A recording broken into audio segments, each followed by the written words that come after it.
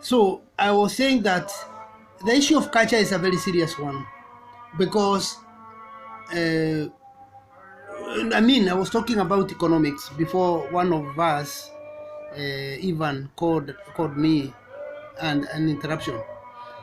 I was saying that when we think of it, that's an economical issue. Tanzania has beaten DRC and it has beaten South Africa in terms of which is the richest country in terms of mineral resources in Africa today. They are saying now it is Tanzania. Of course, the minerals in Kenya are not yet exploited to the maximum, despite having a minister for petroleum and mineral something. Still, a lot has not been done. And so we may not know where we are. But that's an economical issue. Culture is not silent about such things. Now, coming now to aesthetics, another pillar of culture, is all about beauty. What you consider to be beauty, other people may not do so. Something else is kinship. It's all about family. You cannot have culture without family. Family is actually the foundation. We seem not to give it preference or priority, or we seem not to emphasize on kinship as we do with religion. Yet, everything starts from family. Without kinship, there is no family. Without kinship, there are no children. Without kinship, there are no classes for our university. Our university may not have people. So, kinship is a very major pillar. Something else, ethics or morality. Sometimes morality is always seen like as a religious phenomenon, but it's not necessarily so. Even atheists like John Paul Sartre, who is a renowned atheist, talks of culture favorably, talks of morality favorably, says we have to be moral, we have to be disciplined, we have to respect human rights of other people, but he doesn't believe in God. So ethics and morality, ethics is a pillar, which is really a moral issue. It's not necessarily a religious thing, but it's a pillar of culture. You cannot do without ethics, because ethics governs our morality. You may also talk about, so even when you are a theologian, you have to respect the ethics of the people, the morality of the people.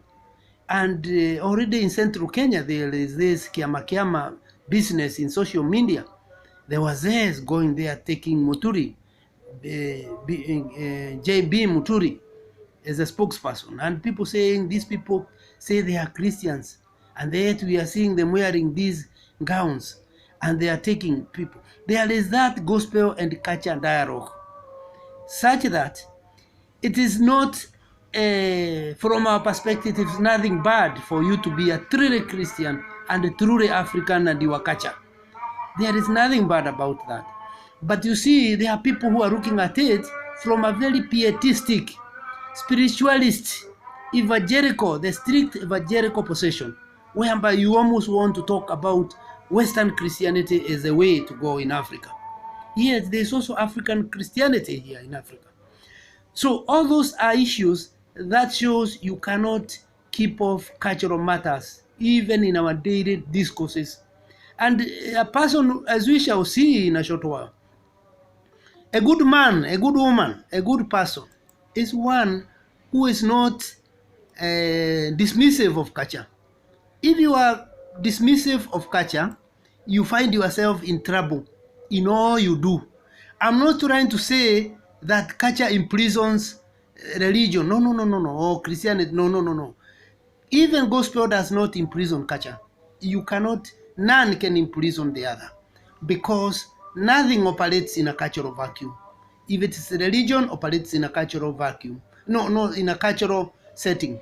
If it is politics, it operates in a cultural setting. If it is economics, it operates in a cultural setting. In fact, some cultures determine the kind of business you do. The camel rearing, the cow or the cattle rearing or shepherding, that may be determined by your climate and your culture as a people. So you do not have to dismiss cultures of the people without understanding them, because you have to study them for you to be successful.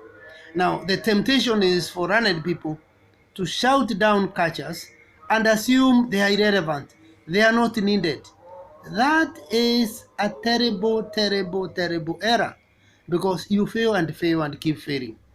Culture has power because people are cultured. You cannot, every human being is a byproduct of culture, and we are there because of that culture. If somebody comes to our culture and dismisses us, as the missionaries did, some missionaries did, particularly the ICs in Ukambani and certain parts of Rift Valley, they were very evangelical and very dismissive.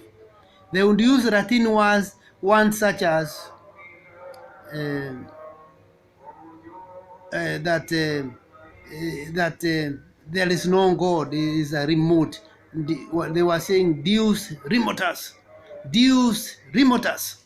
That's Latin for Deus is God for Latin, and remotus is a remote God. So when they say Deus remotus, they know you don't know Latin, even if you have done some English with them.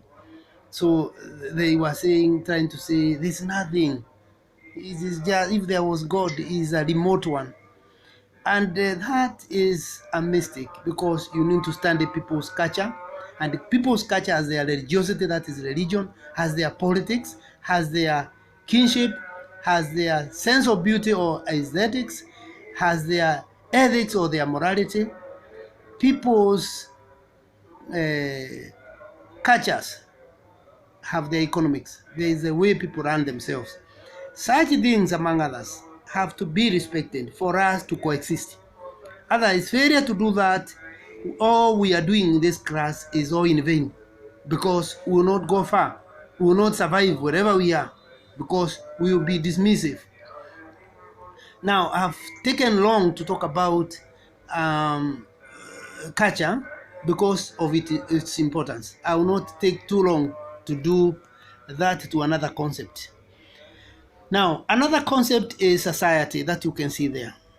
It is a self-perpetuating group of all ages and both sexes, which shares institutions, and very often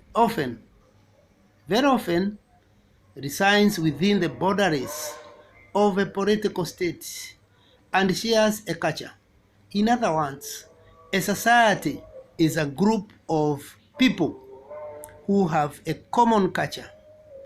Now, culture exists because members of the society are able to pass knowledge from one generation to the next, and thereby change the very conditions for existence. Now, we started by saying sociology is a study of culture, of society, study of society, social and all that. And even the video that was done before some of you came in and dealt on that in details. So you can see that culture exists because there are people, there are those members of society, they matter. But of course, we shall see it that there are also societies that form out. So society may have many meanings, but basically, society is about people. We will come back to it in another way as we wind up. Now, another critical thing which we talked about, very, very important, because we are here to study those things that will help us to survive, is what we call cultural relativism, or culture relativism, or culture relativity. Why do we need cultural relativity? It's a very, very important concept for any person dealing with people to know, because this is another question that I've given there. First, it refers to the respect for other people's culture, which is not our own or similar to ours. And it is based on the understanding that cultures are different, but no culture can claim to be superior to other cultures.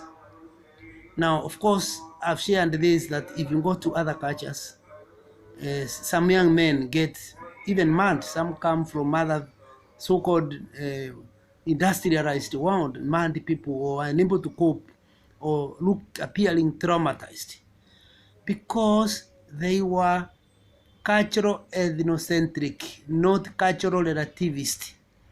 When you go to another corner as a cultural ethnocentric, you favor your own culture only, you think only your culture exists. Wewe mwanaume unafikiria ni mama yako anapika na mawe tatu, jamani. Hata kwetu ni hivyo. But you go out there thinking what you do is the only way, meaning you go with ethnocentrism, weighing others people, measuring other people, using your own cultural yardstick. You want to, to see the civilization of a people only through yourself. Through yourself. You can't tell it outside what you are taught by your mother, your father, my friend. You fail because people have cultures, as we said, and we will repeat this. We hope we will not repeat it, this topic, because we have done it, but it is very important. So repeating is not bad for such a very critical thing to help us survive, even as those who live in the cities, even within this country. If you are not cultural relativistic, you see certain behaviors among some ethnic groups within the city. They do this. When somebody dies, they do this. You start condemning, criticizing, feeling very uncomfortable with them. That's dangerous. It's dangerous, because how shall we survive? You need to know all cultures are relative. If even truth is relative, okay. So your truth is not necessarily my truth. Your joy is not necessarily mine. Your way of appreciating Russia is not necessarily the way I do it. Why condemn mine? Meaning you are unfair. We are back now to the other one, acculturation. Of course, you can remember the French assimilation policy. You remember the policy of assimilation. Am I there? No. Yeah, but I wanted to first clear with it. I will come back to assimilation later. I have jumped the gun, because those are some of the concepts that I feel like repeating and repeating till you can go, you can have them in your fingertips and you don't forget them. But anyway, let's talk about acculturation first, which is also very close to assimilation. It's not the best, because acculturation is all about, it's still close to ethnocentrism, because it is a superior culture that conquers the weaker culture, acculturation, as opposed to enculturation, or even the European like to say enculturation. But in Africa, we like to talk about enculturation, where there is the dialogue now. Okay? For example, if you have a religion of African people and the cultures of the people, when they are talking, they're respecting one another, they are talking, that is enculturation. But when one is rodding over others, stepping on others, and without apology or with impunity, that is acculturation. So in a nutshell, it is a process which takes place when one cultural group borrows certain cultural elements from another culture and incorporates them into its own culture, thus modifying it. That is the positive aspect of looking at it. But in reality, it's not really borrowing. It is rodding over when it is acculturation. But anyway, such borrowing, call it borrowing for the time being, can only take place after prolonged contacts between the groups. That otherwise should be what we call another term that's escaping my mind. You call it more of diffusion, cultural diffusion, yes, not acculturation. Now, in this case, one group has to be culturally weaker so as to find the need to borrow from a culturally stronger one. Roman Catholic theologians use the word enculturation instead, while social anthropologists use cultural diffusion instead. Okay, let's look at types of acculturation. There is the bilateral acculturation, where you borrow, two people borrow. This is a two-way process in that during acculturation, even the dominant group borrows some of the weaker group traits. For example, Christianity and African culture. There is also unilateral acculturation. In this, only one of the groups in contact absorbs traits of the other group. And this process is thus unilateral because only the weaker group feels the compulsion to borrow from the stronger group. There is also planned acculturation. This is the deliberate acculturation of one group by another for certain benefits. For example, the case of colonialism, it was a deliberate acculturation. The other one is selective acculturation. It takes place when the recipient group chooses which cultural traits to adopt from the donor group. It is the most common. For example, the manners, the manner of dressing, the manner of speech, and so on and so forth. There is antagonistic acculturation. And this is the process of borrowing of cultural traits for defense against the group from which they have been borrowed. For example, an agent can infiltrate an enemy group by becoming part of that group, as was the case of Samson and Delilah. You know, mighty Samson. We have the biblical Samson. You get to them to destroy them from within. Okay? That is antagonistic. There was this Tinga, if you know Kenya politics, Tinga going to Jogo, and Jogo trying to swallow Tinga. And in the course of trying to swallow Tinga, Tinga is a machine. You know, indigestion took place, and Kanu had to die, and Tinga was, and to, you know, change name, title, you know, and to camouflage and, you know, proceed to something else. There is assimilation now, which is a process I personally don't like. I would rather go for the British indirect rule policy rather than assimilation, because the French brought this, and you have to adopt 100% their way of living, their eating, their culture. You buy French products. It's like somebody had colonized you. He's still with you. It's like you are always together. He doesn't tell you now, jitawale, kabisa. A lot of things we may not want to share. So assimilation is a process whereby persons or groups acquire the culture of another group in such a total manner that they come to live that group's way of life.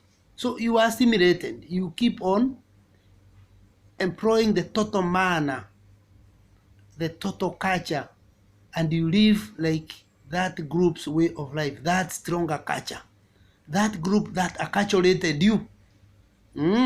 That claims to be culture. But now ask yourself, who determines which culture is primitive or weaker or stronger or something, or civilized? And what is civilized and what is not civilized? If you say a polygamist is civilized or is uncivilized, what do you mean? When you say a homosexual is not civilized or is uncivilized or civilized, what do you mean? You have to qualify that. You have to explain what that means, because all people see it differently. Some people may tell you you are civilized because you have a lot of money, you are advanced, but maybe spiritually you are not advanced. Maybe socially you even don't know how to talk to one another. You even don't know how to relate to people. You have not come to this class and study sociology and know how to live without being ethnocentric. So you are not civilized because you are ethnocentric.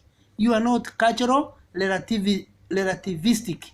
So you are telling us you are civilized because you have more money or more something or more degrees, but then when we look at you, the other things we are not seeing. Hence, you know, it depends on who is looking at the other and the things you look at. So assimilation, this whole process or this wholesale process naturally involves attitudes, values, and manner of behavior. It also involves the total psychological identification of the acculturated subject. You may compare French assimilation policy in the West Africa or British indirect rule in East Africa. You can see what is happening. You may not even know that America was once a colony of British because they didn't interfere. They didn't stop them from becoming superpower. Yet now America is bigger than the colonizer. But if it were assimilation policy, maybe they would have stopped. We don't know what happened to Gaddafi. Who killed Gaddafi? Is it out of this assimilation policy thing? Was he doing so well? I don't want to answer that question. But I know when you have that policy of assimilating other people, you don't have respect for those people. Even at home, if you assimilate, even in your own house, you really give the other fellow hell. And that other fellow knows mkuki kwa nguruwe kweli ni mtamu, sijui kwa binadamu iko namna gani. It's assimilative mind and thinking is colonialistic and neo-colonialistic and dangerous. So if such things are avoided, we will lead a very good life as professionals. Now going there to the other one called norms, the other concept, you call it norms. Norms are rules. They are rules governing behavior. They are, in other words, rules of the game.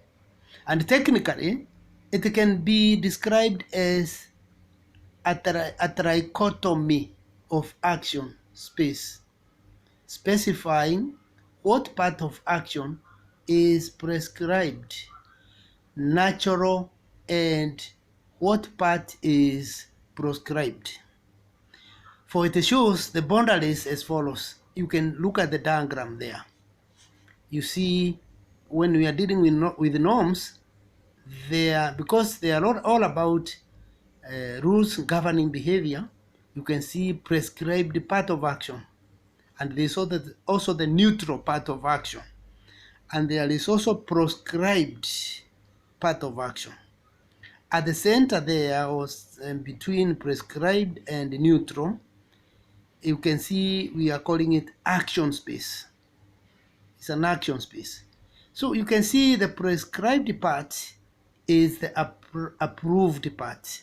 Hapa waweza kanyanga. The neutral part is the indifferent part. Indifferent is like those people who in theology we call them agnostic. Yes, people who are not denying God or accepting there's God. They are not atheist and they are not theist. So they are agnostic. They are in between. They are neutral. God is there or no, God is not there. That is not a problem. They are agnostics. They are neutral. And be careful. Be careful. Professor Wallace Oyunka says, be careful with the saints. They are dangerous for your health. I would rather paraphrase him and say, be careful with the neutral people. They are dangerous. Those fellows who have no stand. When you are fought, they don't care. When you are praised, they don't care. They are your friends. But you see, Kibaki used to call them bure kabisa, useless, because they are not with you, they are not opposing you, they are not supporting you. They are in between. They are not useful. And Kibaki would say, huwezi kuwa na maana because you are neutral. You don't have to be neutral. But anyway, in norms, in terms of when understanding norms, maybe I should also go back to sociology. Maybe neutral, there could be reason for them remaining neutral. Though I need to get answers or reasons for this. I need to maybe to study deeper and see the importance of neutral part of action. Because to me, neutrality, even to me, from a liberationist theological perspective, I see God is also not neutral. Yeah, God signs with the right way, the oppressed, not the oppressor. So how can God support the oppressor? So if God is not neutral, he signs with the oppressed. How on earth can you be, as a human being, eulogize neutrality? Why neutral? The last one is proscribed part. is a disapproved mode of behavior.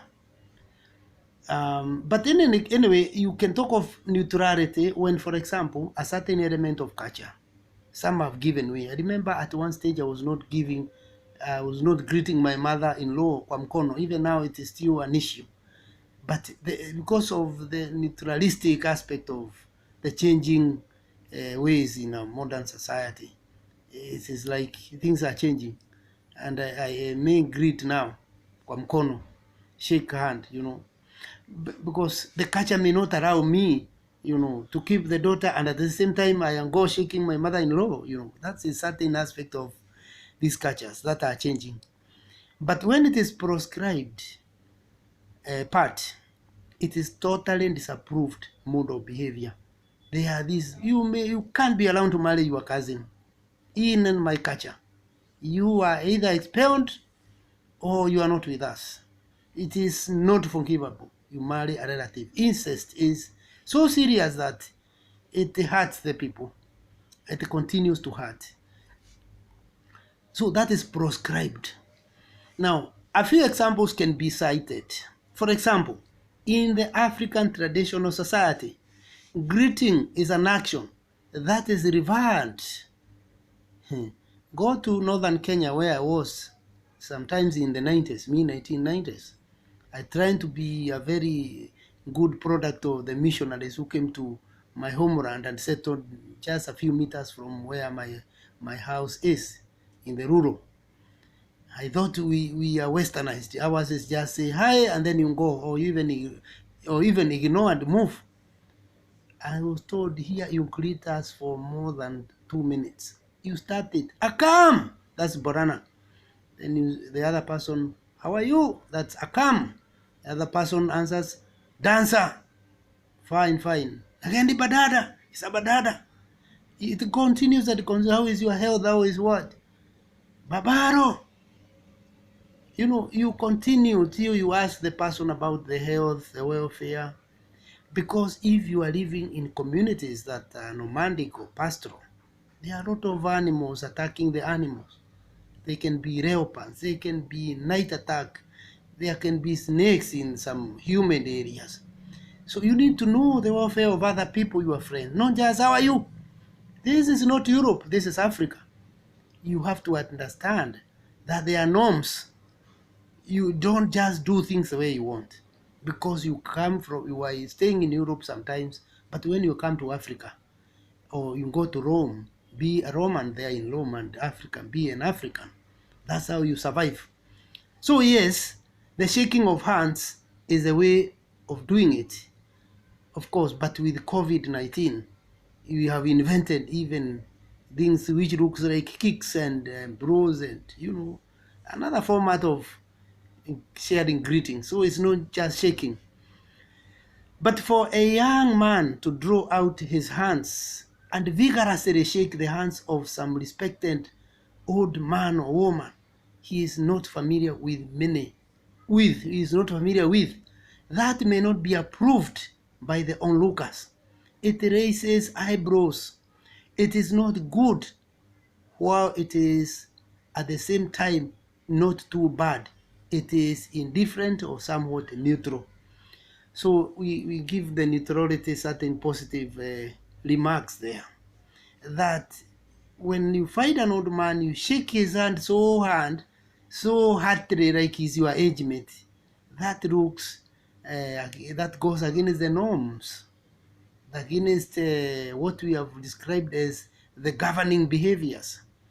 Sometimes if you see somebody now coming to psychology through sociology now, if you see somebody overdoing things that are against the norm, you discover some of them could have psychological challenges. They could be psychotic. Some could be schizophrenic. Some could be suffering from all sorts of psychological disorders, and you never know. Study them first, don't judge. It could be their culture or their orientation in their very specific family. They talk like that, parents, children like that. But study them before judgment. If you quickly judge, you'll be in trouble. Study them and be patient enough. On the other hand, Shaking hands with the mother-in-law is culturally prohibited. It is proscribed in some culture, like mine. But we always say culture is dynamic. There are things that change and there are things that don't change.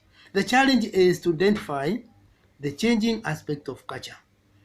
Now, if you meet the president, don't initiate the offering of your hand. You stand still and wait for him to offer you his hand first. Otherwise, it is proscribed to offer your hand first to your senior. Sio kuweka mkono, ainda nya unyenyekevu. Even simu, you tend to SMS your seniors first rather than, how are you, Mr. President? Yeah, Mr. Headmaster, and you are deputy there. People tend to fast SMS, and it looks a bit polite. Or book an appointment, it looks a bit polite. Otherwise, we are there to make even those who are senior to us also feel that their seniority is not challenged psychologically or indirectly, or whatever way you look at it, sociologically or all that. Now, another thing within that is sociological jurisprudence. You can ask, what is it? It is that branch of law which studies the philosophy of law. It suggests that for laws to be meaningful and easy to administer, they must spring from the norms of society. It is the morals, it is the norms, it is the values and aspirations of the people that are eventually codified into written laws. So this is the basis of comparative sociological jurisprudence. Another one is anomie.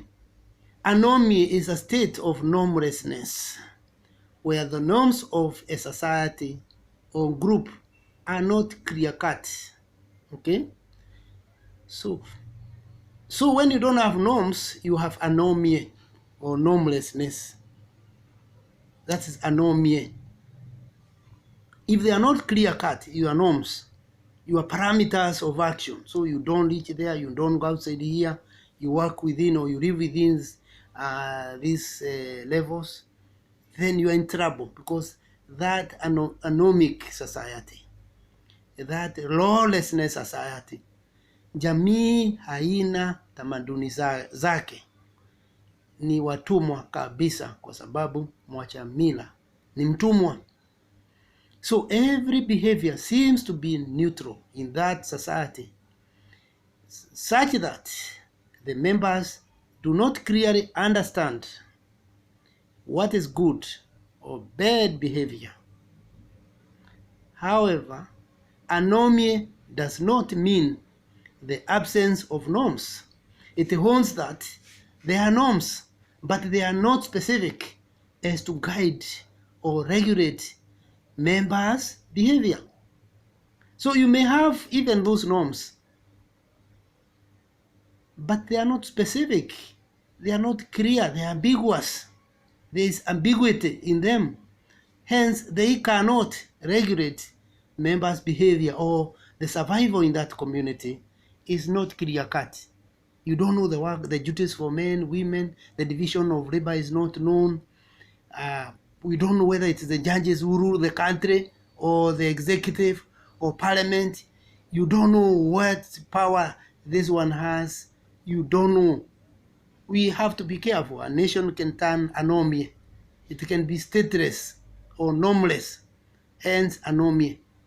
In short, there can be vague constitutions, vague constitutional changes, vague constitutional dispensation, vague drafting of constitution or rules governing a country, the constitution. So that one is a challenge. I don't want to get into anthropology because there's a lot of details I don't want to get into, but I need to tell you that even anthropology can also be a sociological term, because it is derived from the Greek word anthropos for human and logos for study. Literally, anthropology is a study of man. Man is anthropos.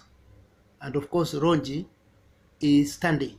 So study of man. Now we have revised it in the modern, the 21st century, where we are sensitive to gender issues, where you talk of mankind. You are chased in some universities, especially what I saw down in South, because you don't have to refer to humanity or human beings as mankind. Those are vocabularies that are already erased even in the modern dictionaries. We talk of humankind so that you are not sexist, you are not gender biased, you are reasonable and fair to all gender, and you respect all people. Gender should not make you disrespect anybody, because it is just gender. Now what else? The mind, the thinking can just be human. Human is just human. So anthropology is a study of human. The way, if you want to know why the Tigania people are more aggressive than Igembe, maybe that's an anthropologist. Those are the social anthropologists, because anthropologists has many branches, including archaeology, quite a number, quite so many areas. Social anthropologists as a branch of anthropology are the people who can tell us, who can study and tell us why are these people more aggressive, why are Kiambu people more business minded than maybe Kirinyaga, who could be more rice farmers or coffee and tea farmers, or why certain people are in the Western, they are more interested in education. They find somebody has 4 PhD. It's in Kenya, 5 PhDs, 3 masters. That is possible in Western Kenya. Why is it so? Why are people in some certain section leave school very early? After Form 4 is looking for a kibanda to start a business. And he feels comfortable. Why is it so? What is that? Who are the orienters of society? Is it a psychological issue? What is the historicity? Can historiographies help us to tell whether it is somebody who started it all and it changed? Why are there so many stereotypes in Kenya about these people? Would it be one person who started it and then it was sold all over? That is an anthropological question. So anthropology is distinct from other academic disciplines, which also studies human beings, such as sociology, biology, the study of bios, psychology, political science, philosophy, economics, and history. In that is a study of the people. It addresses their origins, their development, their contemporary variations, wherever and whenever they have been found on the face of the earth. Anthropology will go for them. They may want to know more. After all, its work is all about people, people, people. That is anthropology. And as you see, there is that interdisciplinarity or the multidisciplinarity in approaching these social sciences, because they are always also in dialogue. There's no way a social anthropologist and a sociologist will not use the same jargons. Sometimes there is a very thin line. The line is only seen when we recall that anthropology is about the study of man or study of a human being, while sociology is about society, the systems that obtains. Now, the other one is folkways. We may look repetitive because these are very critical things. If you can know these jargons of sociology, you are as good as you have done the whole sociology. You are as good as done. And that's why even repeating some of them, it is not bad, because it helps us even to reinforce that which we know. So coming back now to folkways. This is a concept mainly used by anthropologists. It is generally used to mean those customary ways of behaving which arise within a group or community to meet certain emerging challenges in life. They are like norms, but weaker than norms. Folkways could include ways of dressing, Think of how some people in certain region were dressed in animal skins, and sometimes it could take too long to slaughter an animal so that some people could dress. That is the way of Africa. There is a hairstyles. You see, like black Americans, since 1966, you hear the Afro hairstyle of a hairstyle. Afro is a hairstyle among the blacks, which is natural. You don't look for ointment. You don't look for cosmetics. You just cut it in a manner that it looks good, and that is the way. This is a Jordan way of all that. All methods of worship among certain religious sects, their folkways. What are their folkways? Think of Legio Maria, think of Jehovah Wanyonyi, those folkways, those unique ways of worship, which are unique, such that they are no longer clearly conventional churches, but really they are sects with their folkways. And some, at worst, some are chaotic and dangerous because they can go to the extreme.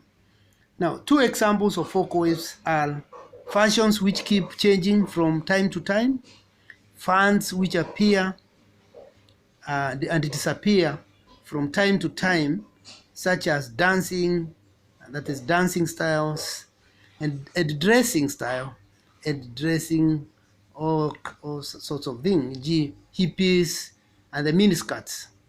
All these are folkways, okay? Because it is generally used to mean those customary ways of behaving which arise within a group.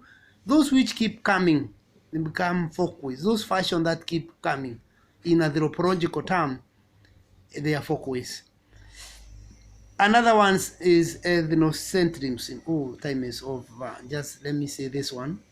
So next time we will go to sanction. But let me talk about ethnocentrism second time. You allow me to come to waste another 2 minutes because we already 7:02. We should have started the other one. Now we have taken longer. Ethnocentrism is a term used to describe the view of things in which one's own group is the center of everything and all others are scaled and rated with reference to it. It can also be described as a tendency of persons to judge other cultures in other social systems by the standards of judgment prevailing in their own. For example, the developed nations view certain Eskimo tribes of leaving old people behind to die as cruel and inhuman. But their custom of warfare between nations, that is Bush versus Saddam Hussein, Gaddafi versus the NATO, is incredibly crude and barbarous. Now, the opposite of ethnocentrism is cultural relativism. We have noted that already. And I was saying that if you are ethnocentric, you may talk about the Eskimo as barbarous or primitive. But when we have so many First World War European fighting one another, isn't that one also bad and barbarous anyway? So if you are ethnocentric, you not see what Jesus Christ himself talked about. You want to remove the log in somebody else's eye, yet you have a bigger one, my friend. You don't want to take care of that log in your own eye. So unless there is any question, I want to stop there for now. Thank you very much.